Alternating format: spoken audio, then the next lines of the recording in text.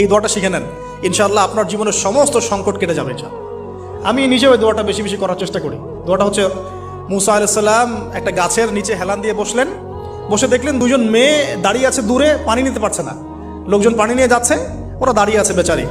মুসা আলাইহিস সালাম গিয়ে বললেন, কি সমস্যা আপনাদের? তারা বললেন যে আমাদের বাবা অনেক বৃদ্ধ মানুষ, আমরা পানি নিতে পারি না যতক্ষণ না আমাদের কম পানি নিয়ে চলে যায়। মুসা আলাইহিস সালাম একটু বললাম না, ফিজিক্যালি খুব স্ট্রং ছিলেন, থাকে না বডি বিল্ডার, সামনে গিয়ে কথা বলে সরো পানি দিতে দাও, তখন মানুষ একটু মূল্যায়ন করে না। তো মুসা আলাইহিস সালাম এভাবে পানি নিয়ে দিলেন এবং বাছুরদেরকে পানি পান করালেন, করিয়ে গাছের নিচে এসে বসে আছেন। বসে বসে তিনি দোয়া করছেন, এই যে দোয়াটা তিনি দোয়া করছেন, রব্বি, একটা নেক কাজ করলেন, নেক কাজ করলেন না, মানুষের উপকার করলেন, নেক কাজ করে এসে গাছের নিচে বসে দোয়া করছেন, আল্লাহ এখানে তো আমার খাবার পানি বাসস্থান কিছুই নাই, আমি কি করব?